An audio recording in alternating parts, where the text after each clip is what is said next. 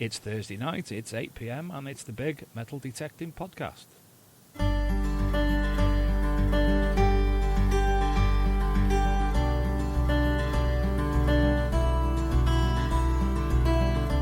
Welcome to the Big Metal Detecting Podcast.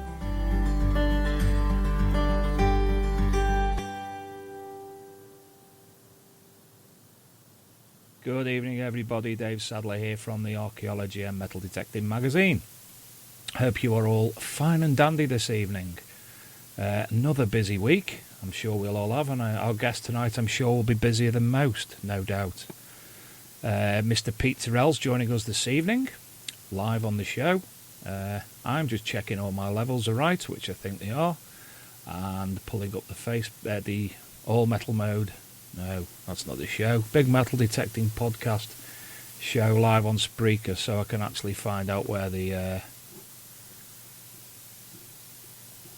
if anybody's back up there, the chat room. That's the word I'm looking for. The chat room. So yes, here we are, another week, and it's been a fun week. Evening, Aaron, and we're sounding good. Yes, fantastic. We're starting the show and it's right. So anyway, straight into the news tonight. I think the main area of the news in the past week has been that of the metal detectorists who have been jailed. And I'm obviously going to give mention to that. I don't want to delve into it because I know nothing about the case. I don't know the people. All I can do is pass on information as we do at the Archaeology and Metal Detecting magazine. We are an information station where we can, obviously, via our social media and the website, pass on as much information as we can to people regarding the subjects that we cover. So this week, we've been all following the story for a period of time, obviously. And this week, down in Herefordshire, two gentlemen face lengthy jail sentences for theft. And two metal detectors who unearthed an astonishing hoard of gold jewellery, silver ingots and coins buried more than 1,000 years ago by a Viking warrior in Herefordshire have received lengthy jail sentences for theft.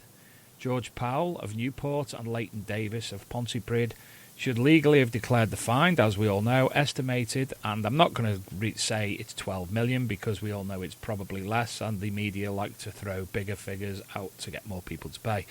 Anyway, sentenced the men on Friday to 10 years and 8.5 years respectively for stealing. Judge Nicholas Cartwright said that they have cheated not only the landowner but also the public for exceptionally rare and significant coins. Now, I don't want to go into depth about this because, as I say, at the end of the day, this isn't something that I want to be giving my personal perspective on, and I'm sure Pete tonight won't want to comment either.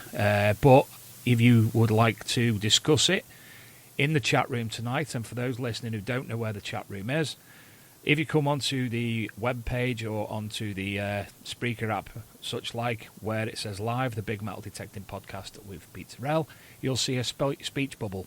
Pop onto the speech bubble, and there is a conversation going on already. You'll see Aaron South Coast Detecting, Rob Random, Mr. Peter Turrell, Simon Weller, Mr. Stephen Pettican. So you'll see all them chatting, and they're all nice and dandy, and we'll have a chat with you in the meantime. So that's the first piece of news. Now, following on from that, one of my friends and one of our guests on the show a couple of weeks ago, Mark Thompson, his medieval iconic ring was due for auction at Christie's this past week.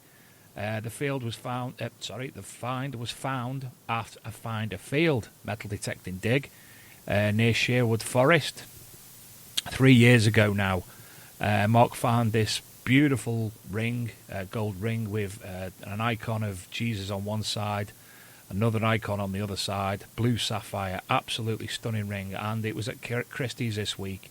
Now, although it was suggested that they would potentially earn a lot more money from that, the final figure was £30,000, which, hey, that's a good amount of money on anybody's day. So that was split. It will be split, obviously. The fees taken from Christie's and the rest of the money split between the landowner and Mark. And it was actually Mark's birthday on the day of the auction, so it was a happy birthday indeed. So there you go. Iconic medieval ring sold for $30,000. So on with the show. And tonight, somebody that we all know, he's listened to the show, unfortunately for him, repeatedly since it was launched, and gives us a lot of help here and there. Mr. Peter Turrell, how are you, Pete? Very well, thank you, Dave. How are you? I'm not bad. I've had one of those days, as we discussed off air, but I'm not going to go into that because I'll end up throttling myself. I take it you're a bit busy. It is a little bit busy, yeah, for sure. Black Friday and all. Busy weekend, but part of it. And again, being busy, it pays the bills. It certainly does. As we were speaking off air, we decided not to wish anybody happy Thanksgiving unless the Americans take back Black Friday. Yeah, that's the caveat.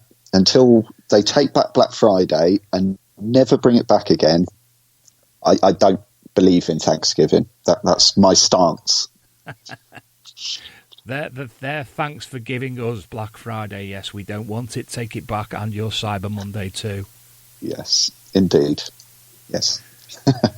So how was business otherwise? Obviously, I take it yourself at the shop and all the staff are manic at the moment.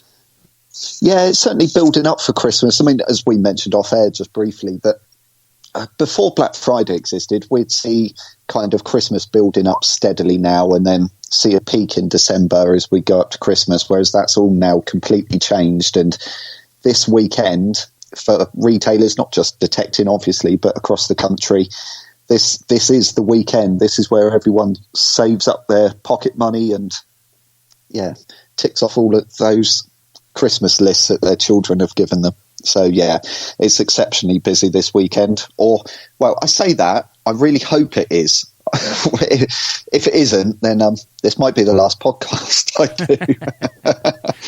We'll still have you on, even if you're in the dirt. Well, there you go. Back on. Yeah, I'll still come and have a chat. If you've got a metal detector, you can go metal detector. You can come and tell us. Oh, there you go. I'll grab one before the receivers come in. So, tell us about leisure promotions during this festive big Black Friday thing. Yeah, so I mean, Black Friday historically, the last few years, we've done kind of what's typical in retail, is that we gave a little bit of extra discount, put a couple of special offers up, and said, there you go, just crack on. And this year, do you know what?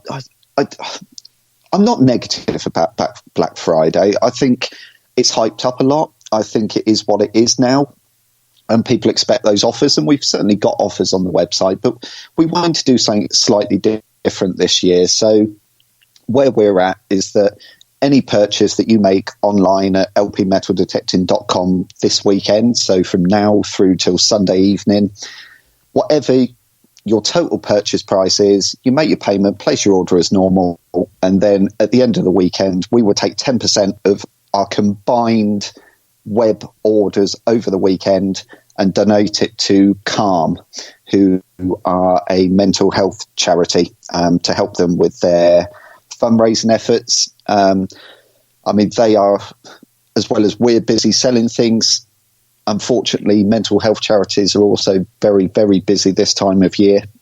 Some people find it a really tough time. So we're lending our support to them.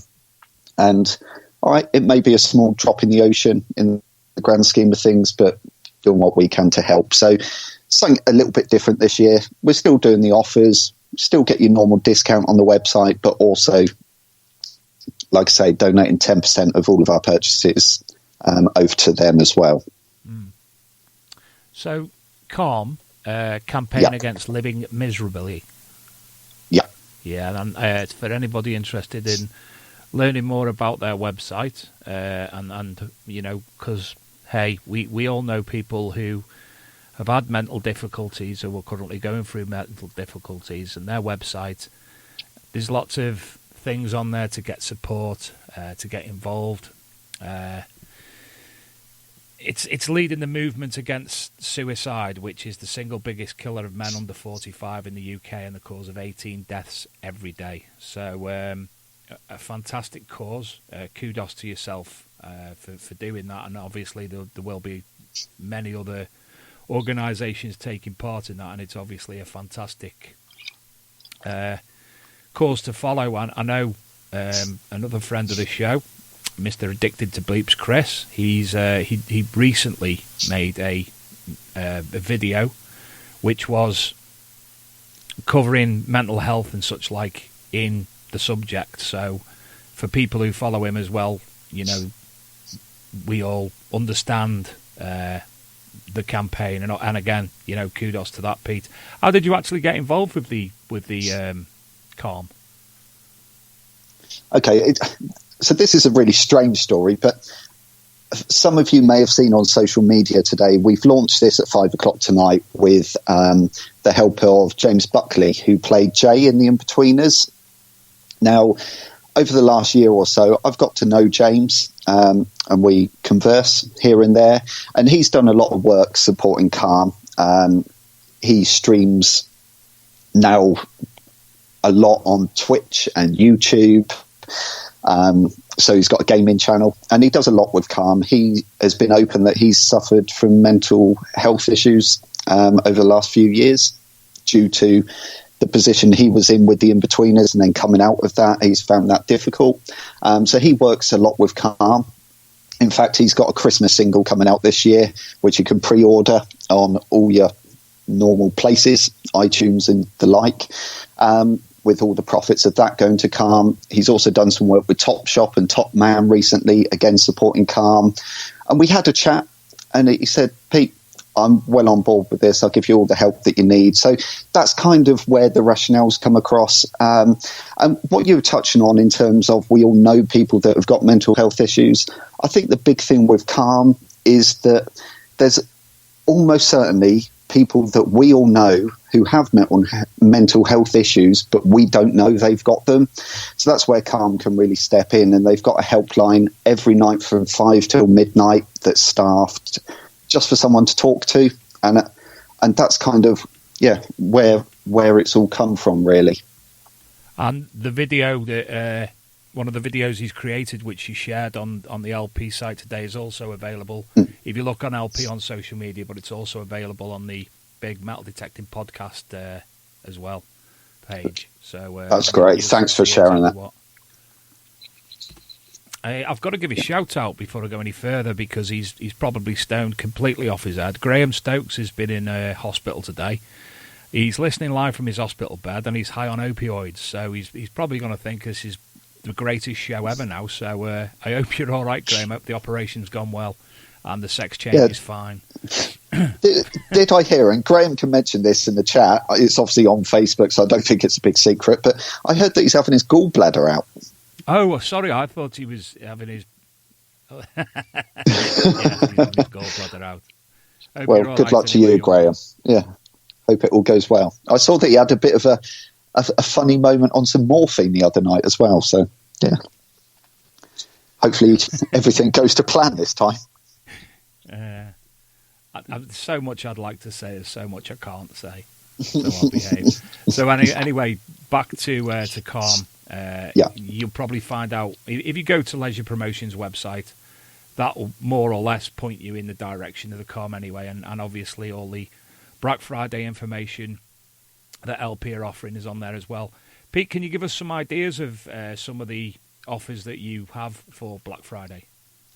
Yeah, absolutely. I mean, what we've tried to do, and I know everyone wants discount on Equinox. It's not something that we're going to be offering in Black Friday. However, there are some bits involved in Equinox. So just to run through the main ones. So Equinox 600, you get a free 6-inch coil worth £169 included.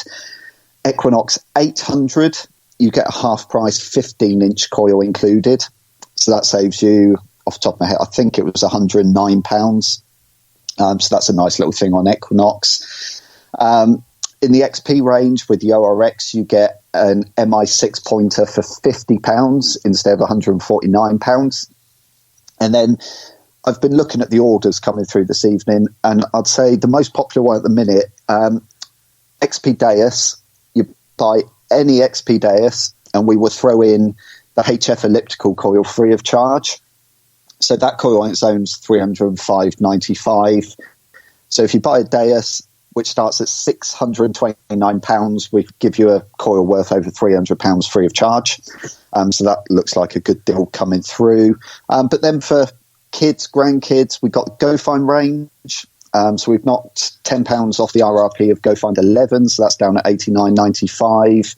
A few extras with GoFind 66. There's a Vista X discount, which I've seen a few selling of this evening.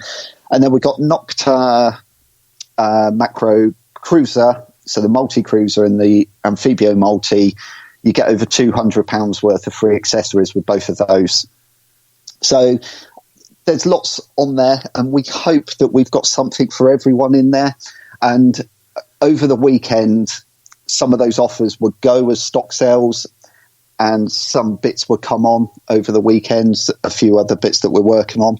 So just keep an eye on the website. There is a dedicated Black Friday section, which you can access on the homepage. Just click the big Black Friday banner. Just keep an eye on things, because like I say, over the weekend, things may change as stock sales and stuff like that.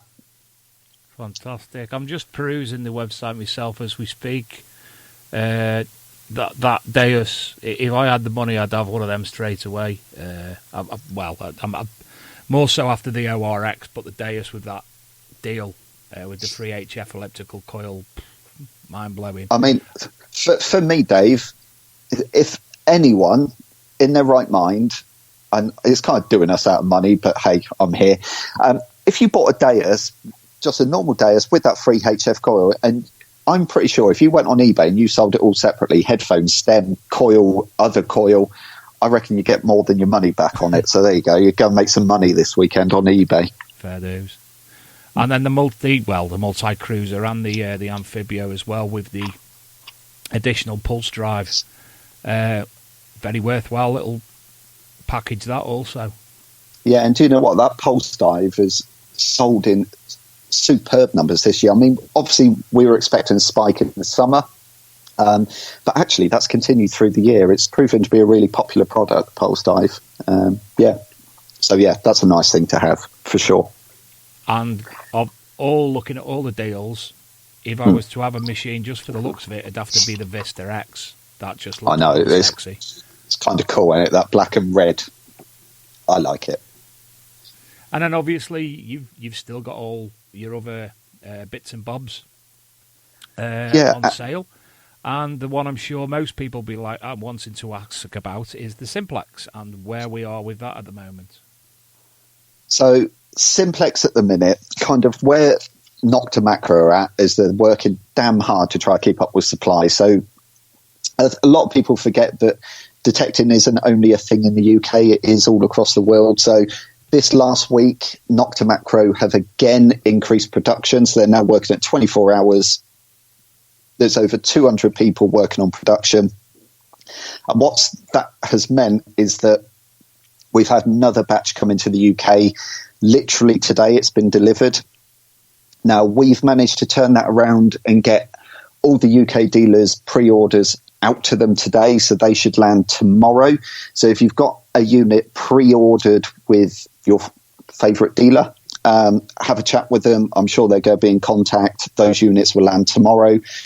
And then in terms of stock that we've got as LP, that'll be loaded onto our website some point tomorrow when we get an opportunity. And that'll just be on a first come, first served basis. We feel that's the fairest way of us selling the stock that we've got available. So literally pop onto the website. If it's available, get in there and buy it. Don't and ah about it, because the last batch we had sold in 36 minutes. So we expect similar to this, especially with the increased web traffic over Black Friday as well. So tomorrow we'll have some units available. And if you missed that batch, there is going to be one more before Christmas coming into the UK. Now, I can't say exactly when. Between Dilek and I, we're just waiting on a shipping schedule for December, but it will be before Christmas. We just don't know how much before Christmas.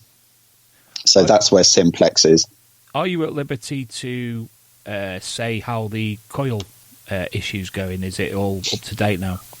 Yeah, absolutely. So, I mean, as Nocta Macro, and I always try to be, that we're super honest and transparent. The first batch had a few coils issues. We're totally aware of that, and we apologise. However, everyone that's made contact with us, to my knowledge, has now received a brand new coil, slightly different physical design, and eliminates the problems. If there's anyone out there that has got a Nocta Macro Simplex that is experienced any issue with the coil or anything else, you can obviously speak to your retailer that you bought it from, or come direct to us at LP with the importer.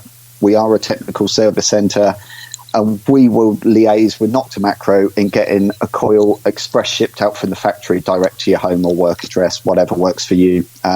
So yeah, any problems, let us know, and we'll get that sorted out straight away. But I believe we're now at a point where everyone that's had an issue should now be in receipt of a new coil. I think the customer service is all round, not just from Dilek and Nocta Macro, but also yourself and other companies. You know, it's been second to none. I've not heard any negative press in any way, shape or form. Everybody, as far as I know now, is using a machine that they are shocked as to how good it is. I mean, we've suggested how good it was. Obviously, I've not used one personally, but, you know, Dilek spoke about it. Other people have spoke about the Simplex and how good it was going to be, but it's turned out that it is. People are raving about it. Yeah, I totally agree with that, Dave. And I've tried to take a step back from saying it's this, it's that, it's the other.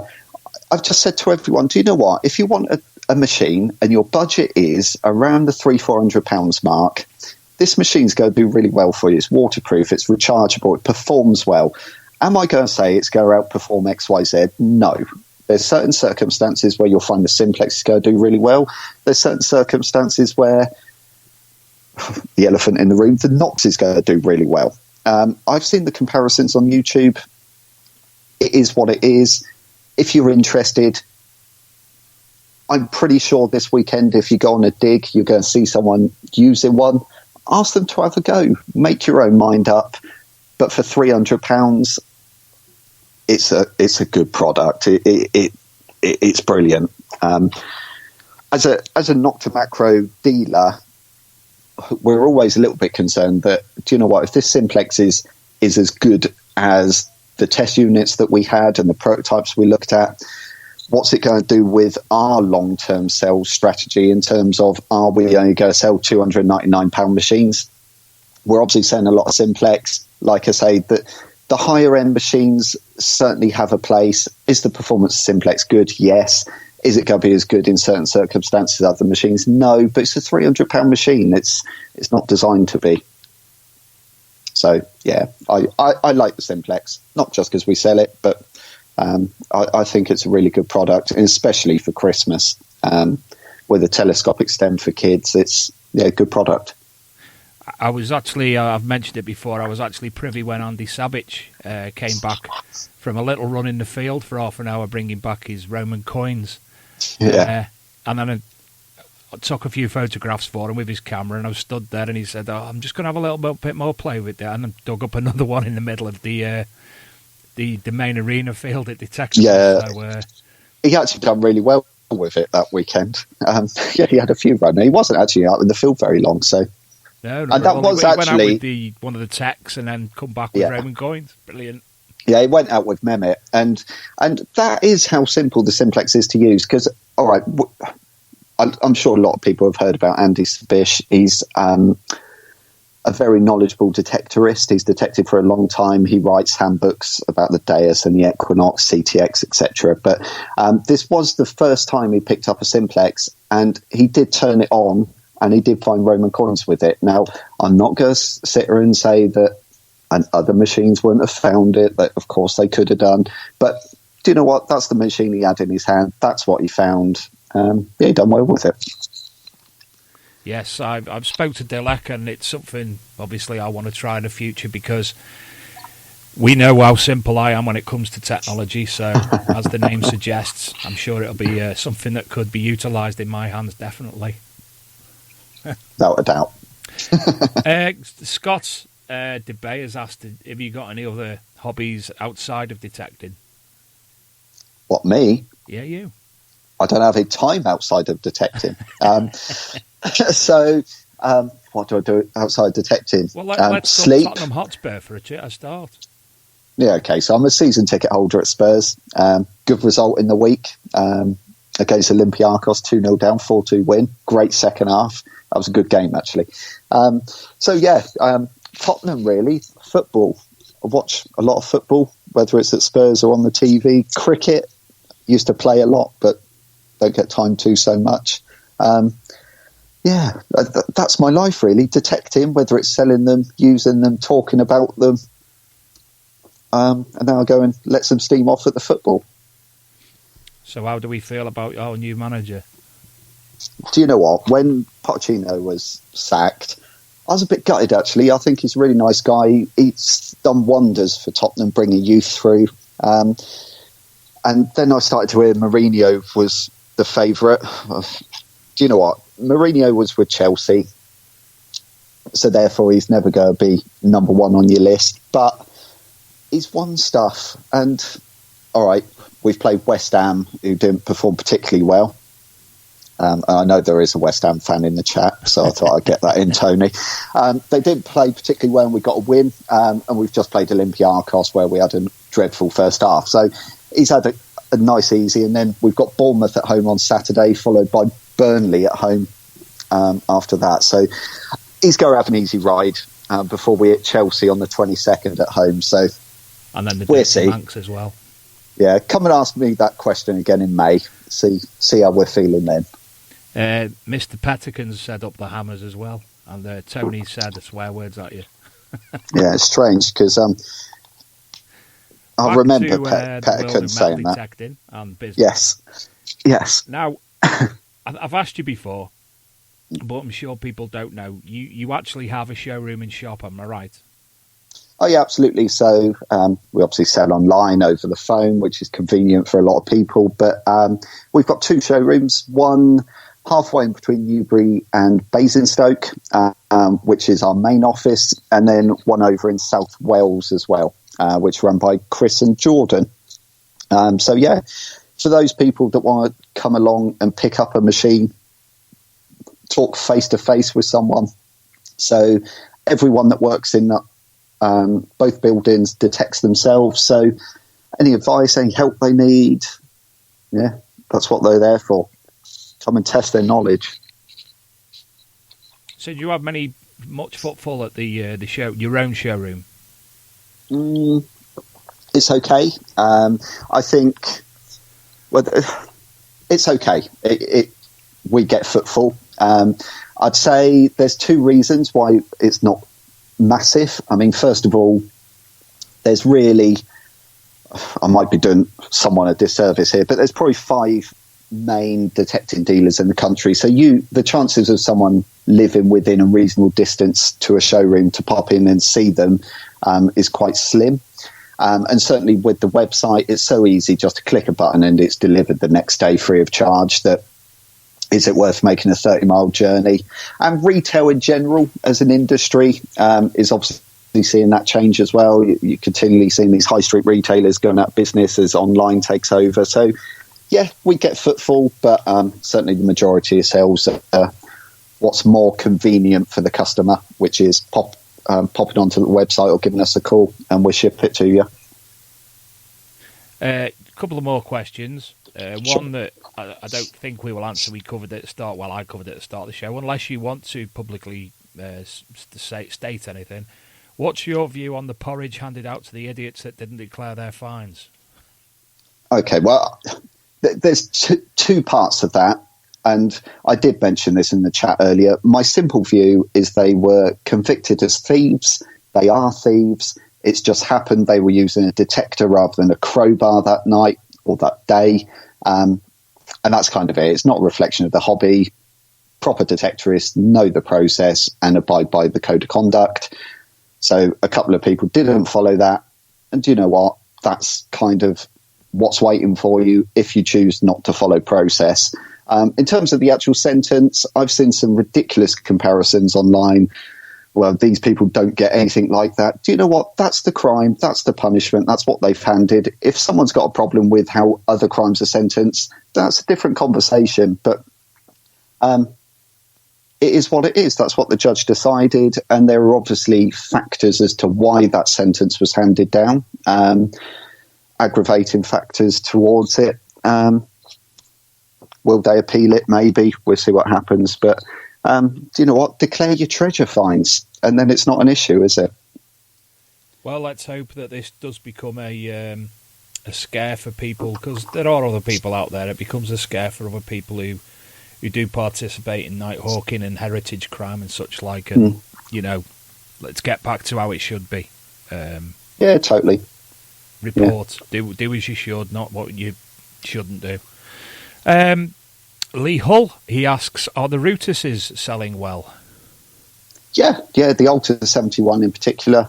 It's a good seller. People love it. It sells well. Yeah, we do well on it. Good. I think the other thing as well with Rootus, they have a really strong, loyal following as well. So there's almost like a Rootus community, if you like. Good product.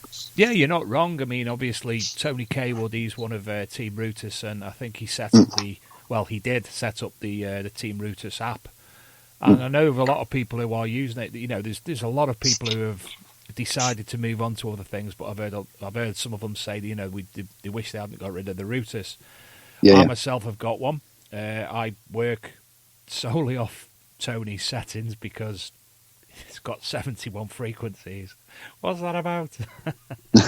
So I just stick to what Tony wrote down for me, and that's where I go. I'm finding things. It's fine and dandy. There's no reason for me to change unless simply something comes along different and simpler, perhaps. Well, there you go. But we'll have to see what Santa says first of all. Rob Random, he asks when LP are going to be doing deliveries by drone. I don't know if Rob's ever seen me fly a drone, but I know I'm on my at least third drone, so it's probably safer that DPD take it, in all honesty. You might actually get your drone there, though, and they turn up and not leave it behind a bin for it to get robbed or anything. Well, there is that. We actually had one this week? No, a couple of weeks ago, where a driver phoned up a customer to say, look, you weren't in, mate, but it's all right, I've delivered it, I've put it over your fence.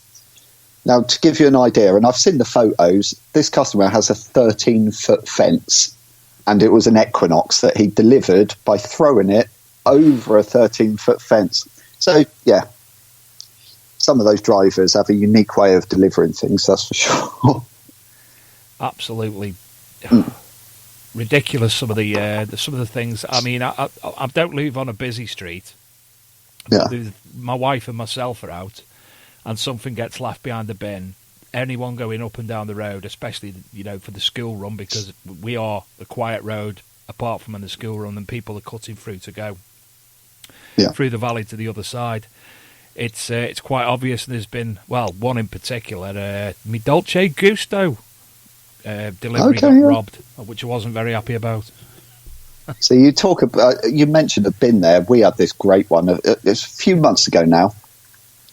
DPD left a parcel in a safe place. Now, to be fair to the driver, it was probably super convenient. He parked on the side of a road, and there was a green bin on the side of the road. So he popped this parcel in the green bin, took a nice photo of it to put on the delivery notes, and then went on his merry way. Well, there was a reason that green bin was really conveniently placed next to the side of the road, because the bin man then turned up and emptied that green bin straight into the back of a recycling truck and took it away. We believe exactly the same things happen to us as well. It's just what goes through these people's head, really. But hey-ho, luckily they're not all like it's that. In a wheelie bin. But aside to that, keep ordering from LP. We use DPD, but apart from those two idiots, we're really reliable. It's great. Yeah. 26 years you've been with LP now, running it. Yeah. No. So officially, legally, in terms of me owning it, it's been 6 years.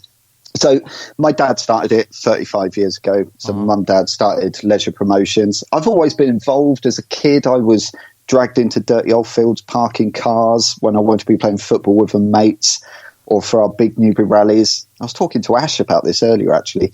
I used to be stuck in a field in August with a chisel, burying tokens, getting blisters all over my hands. So I've obviously grown up with detecting. I've used detectors since I was 4 or 5, but mum and dad wanted to take a bit of a break and a step back 6, it might even be 7 years ago now. And that's when I officially bought it off them and dragged it into the 21st century. And kicking and screaming. Well, I don't know. We're doing okay. I think we're in a better place than we were. I think we're doing all right. I pay everyone's wages every month, so we're doing all right. What more could be asked? Now, again, forgive me if I'm wrong, but I believe that you are instrumental in the organisation and the setting up of Detectable as well with Mark Betcher. So, I mean, we certainly sponsor Spring Detectable, and I have a chat with Mark about here and there. I mean, I love Detectable. I think it's such a great event to go along and catch up with all those people that you don't see all year round. I mean, what's not to love? There's beer, there's food, all the traders are there, the manufacturers are there, you've got some detecting thrown in. I really love it. And this year we have mermaids and horses and ladies on horses. Well, there you go. I think it's a really great event, and I think everyone should go. I think it's a brilliant way to get the whole hobby together in one group and really have a great time. I love it. What I was leading up to is obviously Spring Detectable's now 5 months away. So yeah, I know it's coming around quick, isn't it? And obviously, myself and Luke are going to be there this year. We weren't able to make last year, and missed some massive activity. Didn't you just? So the next one, it's all in planning. Everything's on its way to being done. Date's been announced, etc., etc. All groovy. Absolutely. Yeah, so far. I mean, I do need to. So Mark, he lives about an hour's drive away from me. So a couple of times a year, I go over to his house for Chinese or Domino's, and that's our official work meeting about Detectable. And we've got to have one very soon, actually, about Spring Detectable and have a catch-up. So, yeah, I think Spring Detectable this year, we're obviously going to see a lot of interest because of what was found last year with the Hambledon Horde. And we do have those fields as well as some new ones as well. So I think we'll see the interest from that, and there'll be a lot of buzz around it. But yeah, I love Spring Detectable last year. And like I said, Big Detectable is great because you've got everyone there. What I liked about Spring Detectable, it was kind of the same vibe, but with slightly less people. So you got the opportunity to talk to more people for longer, rather than Detectable, you spread yourself a little bit thin. But I think this, let's try to find another horde. That would do. Definitely. Yeah. So it's more or less Detectable light, really, isn't it? Yeah, exactly. Exactly. I mean, I don't know how much smaller it's going to be this year, actually, because there is extra land, so obviously more people could come along to fill it. But looking forward to that one. And it's a bit more local for me as well, say down in Henley, so that's a good one. And we've all been invited to Graham Stokes' stag weekend there as well. Yeah, we're invited because he's having it at Spring Detectable and feels like he has to. I've just invited himself. Well, there you go. Yes, I'm looking forward to that greatly, and that will be the first of our 4 editions, at least 4 editions of the printed version of the Archaeology and Metal Detecting magazine will be landing at the Spring Detectable too. So both me and Luke have already been discussing content and such like for that already. So looking very much forward to that. But the big question is though, Dave, have you sorted out your mic for the live transmission at this one? Yeah. Is that all sorted? Oh yeah. Look, all the technology it took me a while bang to get on. this sorted, but I'm sorted here. I'll be free my phone again, unfortunately, so the sound quality will be perfect. because I tell you what is good though. Sorry? At that Henley site, the phone signal is amazing. Oh, brilliant! Yeah, there you go. Brilliant. So yeah, it'll be as good as the latter episodes at Detectable, this year's Detectable. So all good. I can't get it perfect, obviously, roving the field and doing it via an app on my phone, but we will be able to cover it nonetheless. No, it's all good. Which is exciting for me because obviously I've fallen into this role inadvertently. It was originally, as you know, because you spoke to us, it was originally a phone call to Mike Hare for 10 minutes or so to see how Detectable went. It ended up being a 2-hour chat, walking around the field, speaking to everybody at Detectable last year. Absolutely.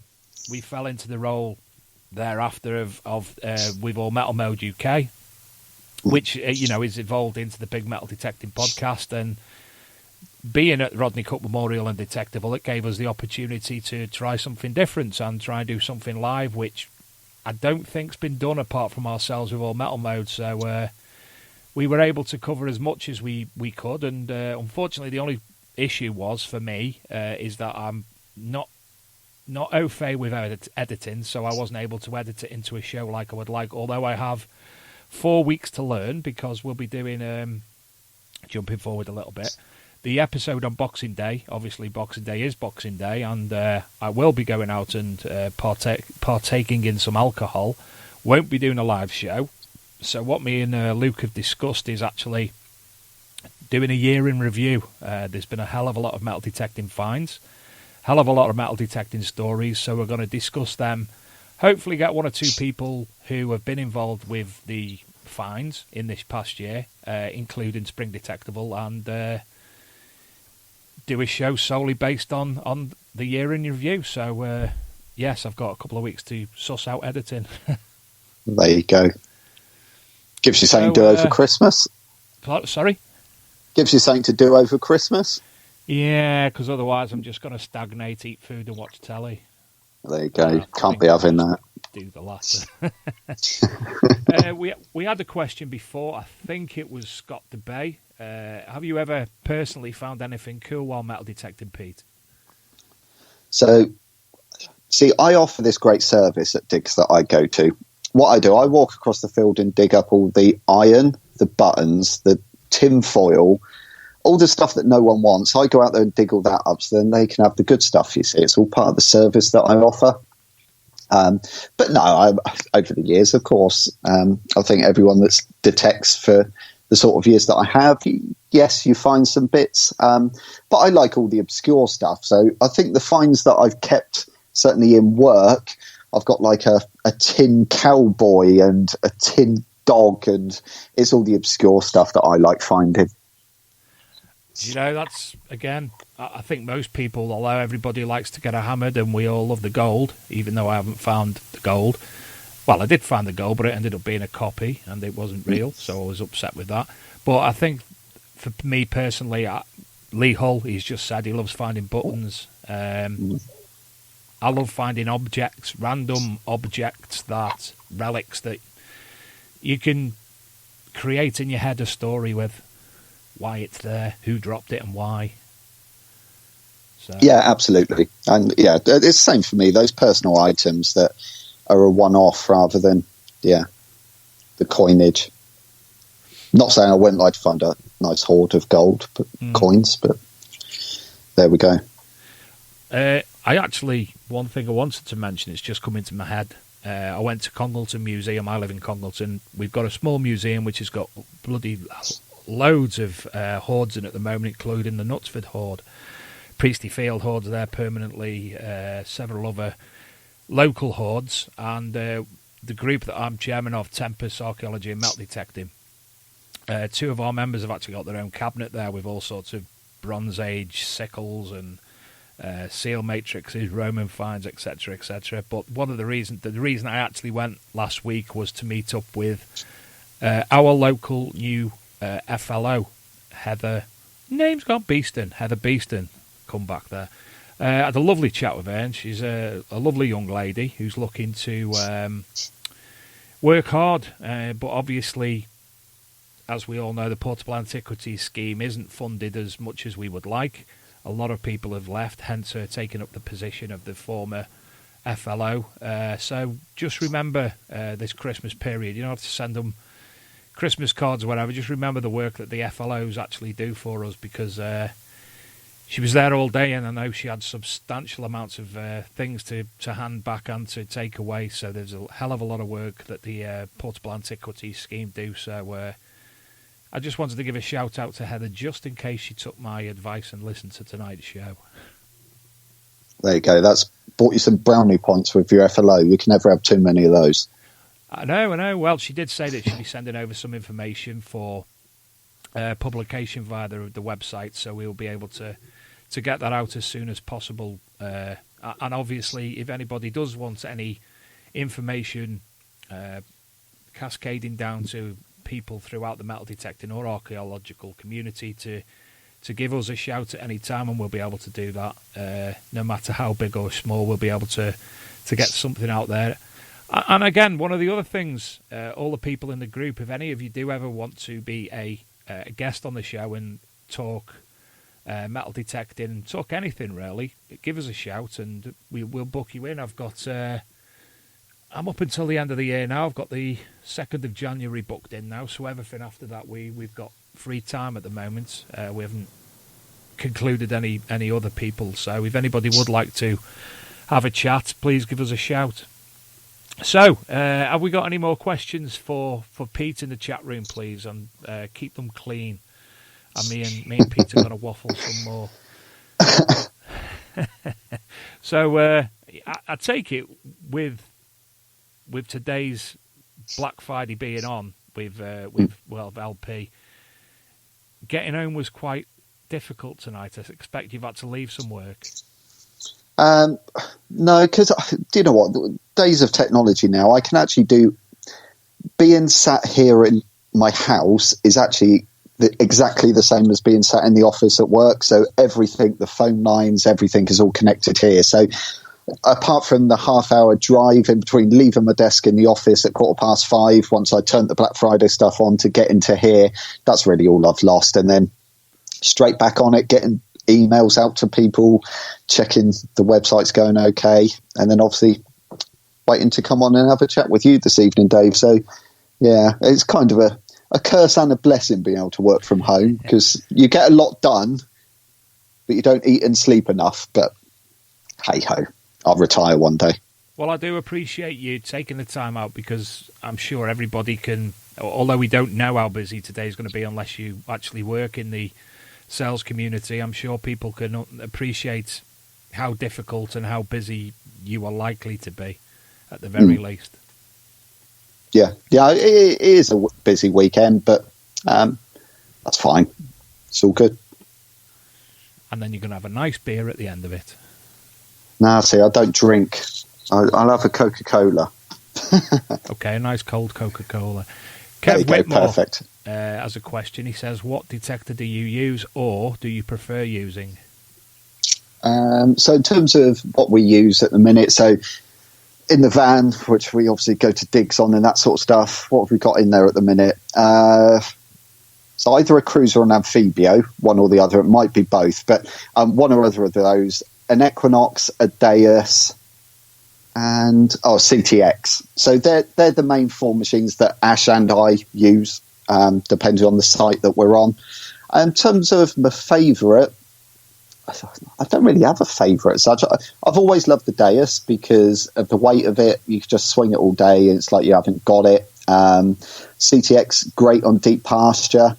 But then the Amphibio potentially is the one that I use slightly more because it's so easy. So I don't get the opportunity to detect every weekend between work and football. I just don't get that opportunity like some people do.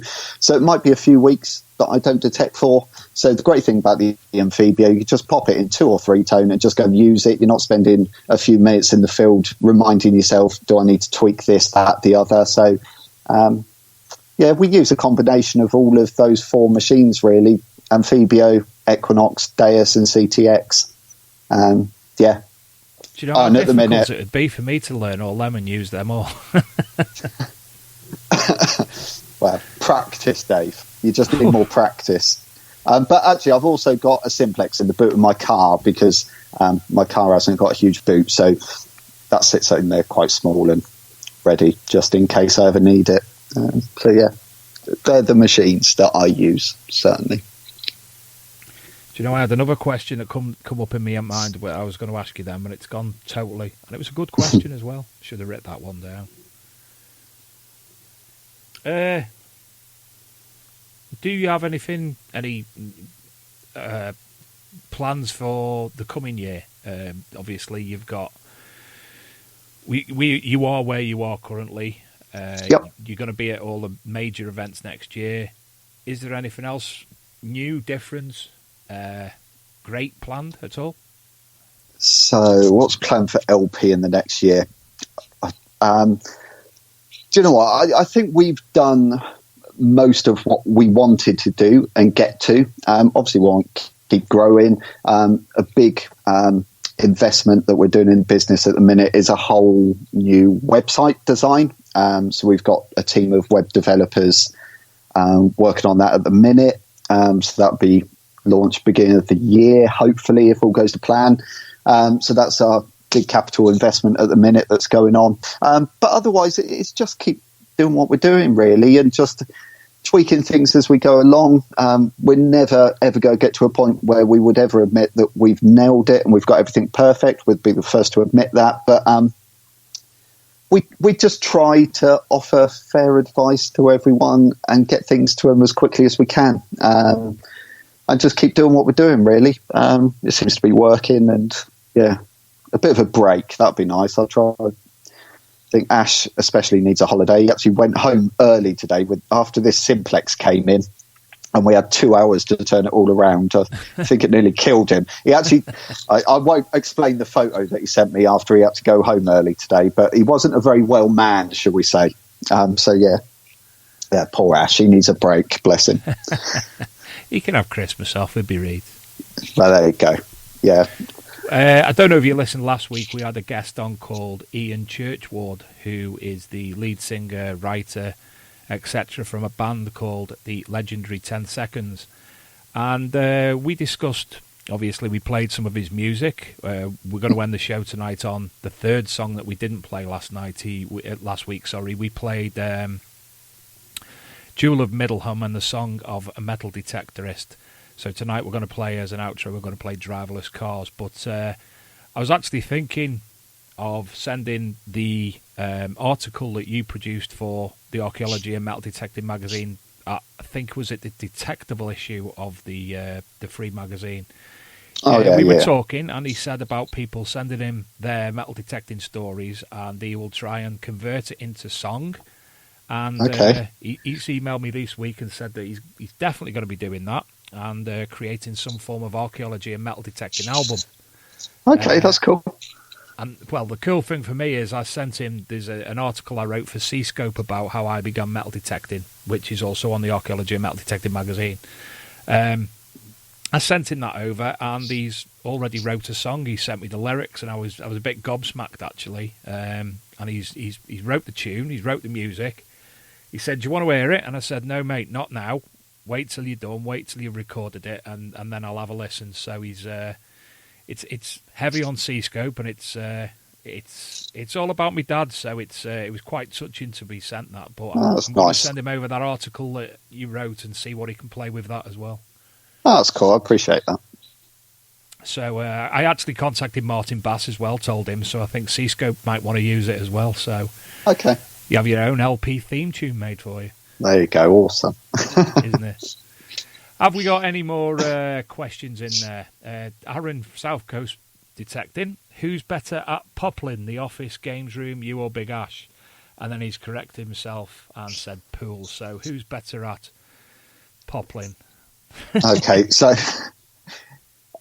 definitely me.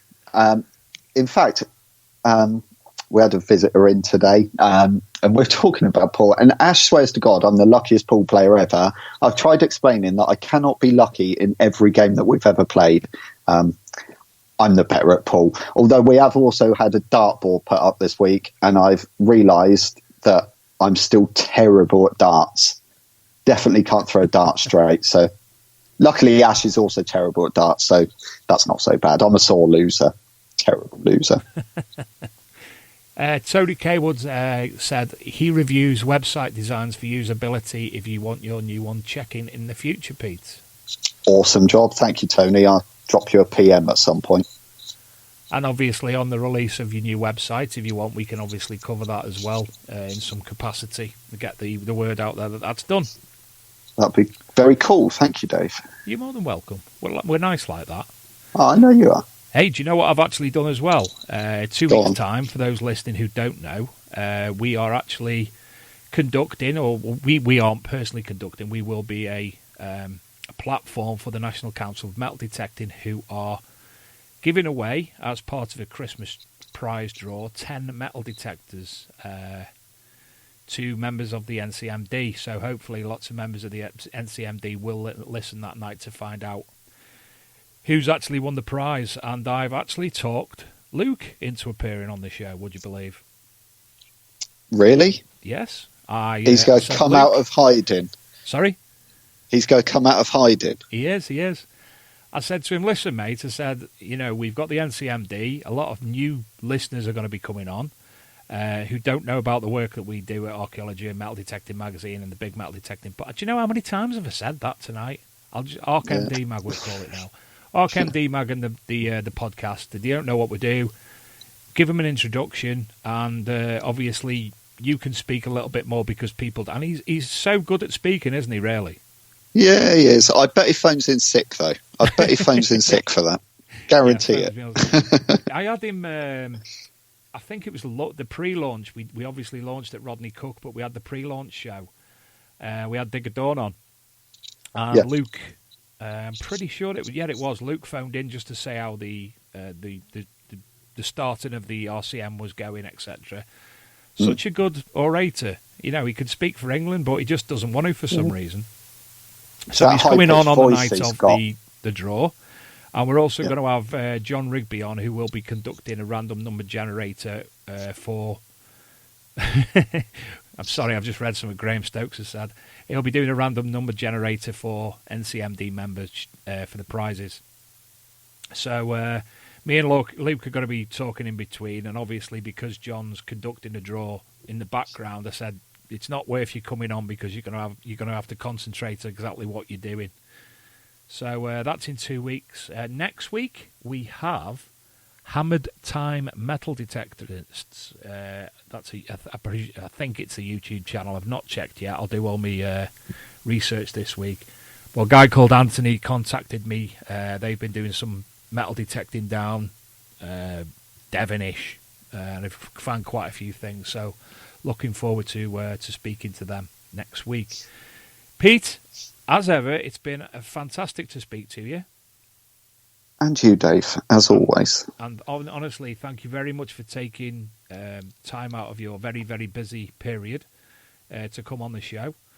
Any last bits and bobs you want to shout out to people? Well, just in case anyone missed the start of the show, we're supporting Calm this weekend, which is the campaign against living miserably. I'll get that word out, which are a great charity that help people that are having mental health issues around suicide.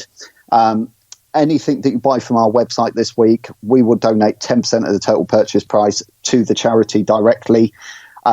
If you're not looking to purchase anything, but you'd like to help the cause, if you just go onto justgiving.com and search for LP Metal Detecting, you'll see our LP's Black Friday weekend pop up. Anything that you could spare would be so appreciated with our efforts. And if you are looking to treat yourself this year or buying a present for anyone, pop on to lpmetaldetecting.com. We've got some Black Friday deals on this weekend. And like I say, 10% of everything you spend will be donated to Calm. So thank you in advance. And of course, thank you, Dave, for having me on. You're more than welcome. A few more shout-outs before we go, which will be ending with Driverless Car by the 10 Legendary Seconds. Don't forget to look for us on the Archaeology and Metal Detecting Magazine website, Facebook page, Twitter or Instagram. Also, there's the All Metal Mode UK and Big Metal Detecting podcast Facebook page, which we've had quite a big turnout on this week, as a lot of new people. So I actually asked Tony Kaywood would he come on as admin. So Tony's nicely come on, and he's now part of the behind the scenes on there. Obviously to Leisure Promotions, North of Tyne Metal Detecting Club, South Coast Detecting, Metal Detecting Media, South East Metal Detecting Rallies, Steve Pettican, and all the other listeners and those active on the show's Facebook group. Thank you all for... And the debates, I forgot the debates. I keep forgetting. I'm going to have to update my list. I do apologise, Scott and Kimmy. I'm going to have to update my list. I keep forgetting to do it. I forgot a number of things, and I keep needing to update it. So I'll sort that this week. Thanks again to everybody, especially to Pete. And here is Driverless Cars by the legendary 10 Seconds.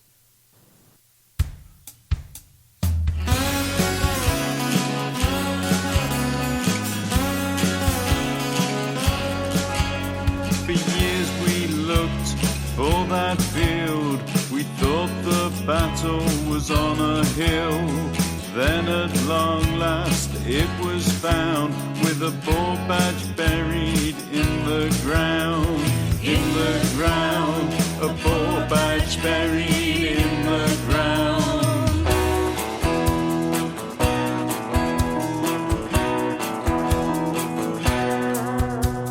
Now that we found that historic place, a car track there would be a disgrace, with driverless cars driving round and round. How does that planning application sound?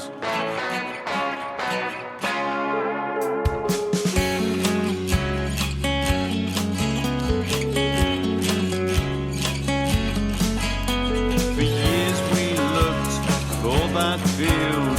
We thought the battle was on a hill. Then at long last it was found, with a gold angel buried in the ground. In the